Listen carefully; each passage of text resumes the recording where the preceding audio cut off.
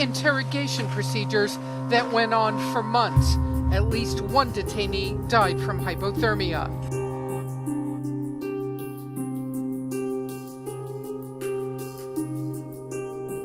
1984 by George Orwell, the ruling government of Oceania captures the protagonist Winston Smith and takes him to one of the 4 headquarter buildings.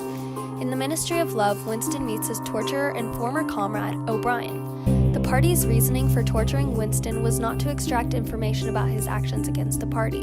Instead, he is tortured until he confesses to the crimes that he committed inside the privacy of his own mind. But the confession is not the object of the torture. O'Brien tortures him in order to have him understand that he was wrong all along and to change his thought process, to make him love Big Brother. O'Brien explains, "We convert him. We capture his inner mind. We reshape him. We burn all evil and all illusion out of him. We bring him over to our side, not in appearance, but genuinely, heart and soul. We make him one of ourselves before we kill him." Orwell 255. At the beginning of Winston's time at the ministry, he is subjected to routine physical torture. Without any warning except a slight movement of O'Brien's hand, a wave of pain flooded his body. It was a frightening pain because he could not see what was happening, and he had the feeling that some mortal injury was being done to him.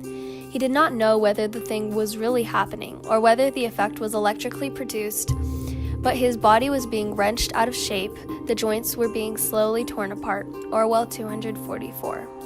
Sometimes it was fists, sometimes it was truncheons, sometimes it was steel rods, sometimes it was boots. There were times when he rolled about the floor as shameless as an animal, writhing his body this way and that to an endless, hopeless effort to dodge the kicks, and simply inviting more and yet more kicks in his ribs, in his belly, on his elbows, on his shins, in his groin, in his testicles, on the bone at the base of his spine. Orwell 240.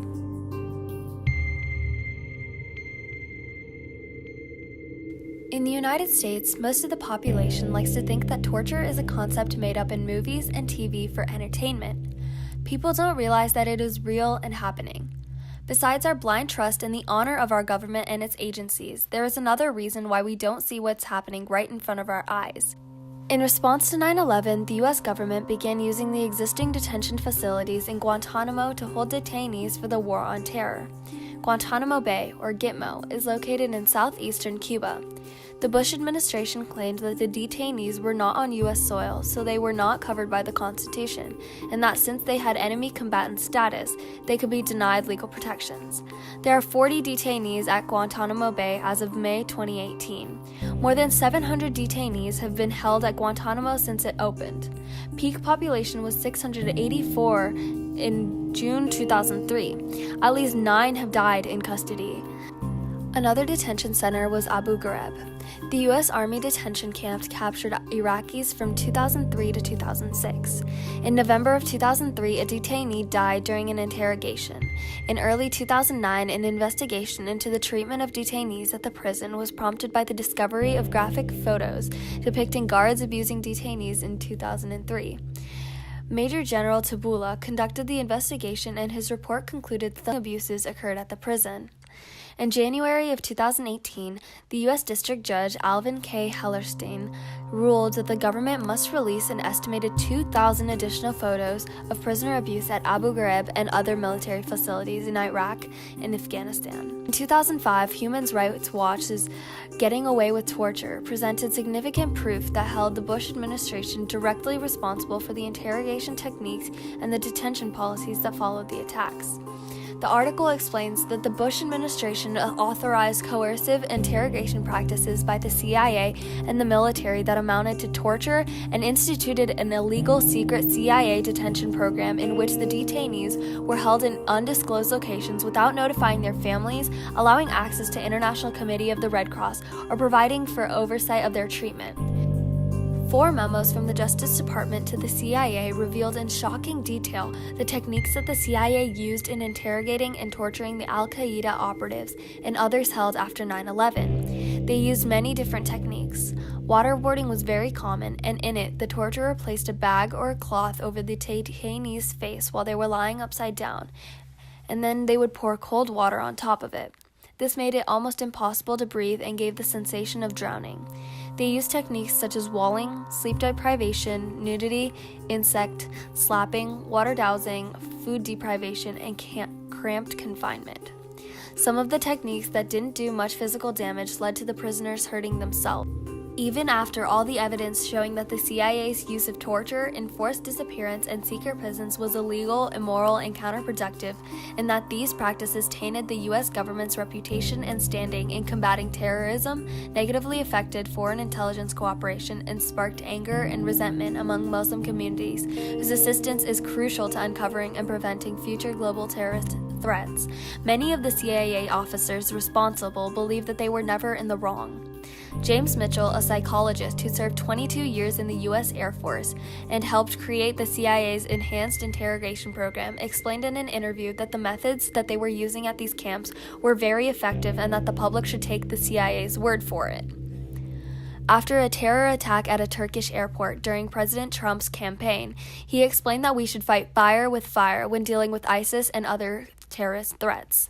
When President Obama was in office, he took many steps towards moving away from the previous administration's enhanced interrogation methods by banning the CIA's use of torture in 2009. But during the 2016 campaign trail, Trump took a stance on Obama's decisions. He stated that the U.S. leadership was stupid and weak, and that he was in favor of waterboarding, and that he would make sure that worse torture methods were used on terror suspects.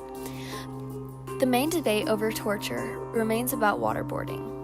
While the Obama administration declared it to be torture, many defenders of waterboarding say that after 9/11, when the CIA used this technique on Abu Zubaydah, it led them to Khalid Sheikh Mohammed, the mastermind of the 9/11 attacks, and his interrogation using waterboarding led to the location and killing of Osama bin Laden. But the Senate stated that those were misconceptions. Ali Soufan, a former FBI agent who had taken part in the interrogation of Abu Zubaydah 7 years earlier, said that all the useful intelligence came from traditional nonviolent questioning and that his later waterboarding produced nothing.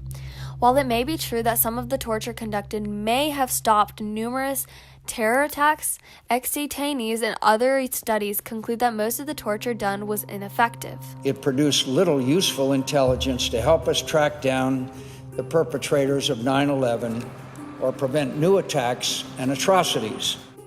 The Enhanced Interrogation Program actually breaks several U.S. laws, experts say. Elizabeth Holtzman, a former congresswoman, explained that the same criminal laws used to prosecute individuals on U.S. soil for committing offenses such as murder, assault, and battery can be applied to torture cases that occurred overseas. These criminal offenses are outlined in Title 18 of the U.S. Code, the Criminal Code for Federal Crimes. The Military Extraterritorial Jurisdiction Act of 2000 asserts federal district court jurisdiction over civilians accompanying the armed forces overseas, including military contractors. The MEJA's broad territorial definition was made possible through a 2001 amendment to the Patriot Act. The Geneva Conventions, enacted shortly after World War II and ratified by nearly every country in the world, are a set of legal protections that safeguard civilians, soldiers, and prisoners during wartime. Common Article 3 prohibits torture, cruel, inhumane, and degrading punishments of prisoners of war. In addition, Article 17 bars physical or mental torture that is inflicted to secure information or confession from prisoners. Countries that violate the Geneva Conventions can be prosecuted for war crimes.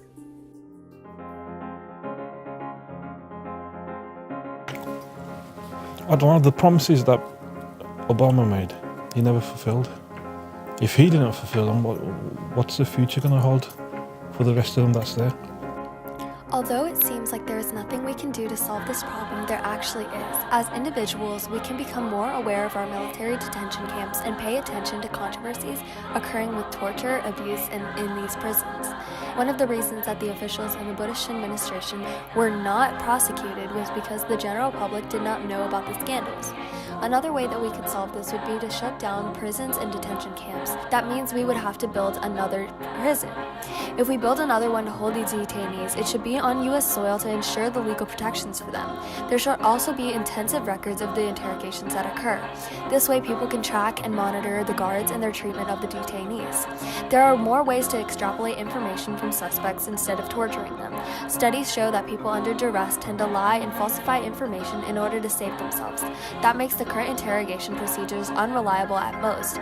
With the advancements of artificial intelligence, technologies like facial reading, changes in vocal patterns, body language, psychological parameters such as sweating, heart rate, pupillary dilation, and brainwaves can all be used to synthesize and predict if a person is actually telling the truth. More research can fine-tune this process, and it can be made more transparent and legal, where lying under circumstances can be made a criminal offense. Because of international laws, changes can be made where the countries have treaties for exchange of people and information. All of these solutions would slowly make a difference and would be a step towards removing all torture and abuse from the detention camps and prisons. We are not in barbaric medieval times anymore, or 1984 for that matter. Let's find a 21st century solution for this problem. Gathering intelligence is a sometimes necessary evil, but with advancement in technology, the process can be made more transparent, legal, and humane.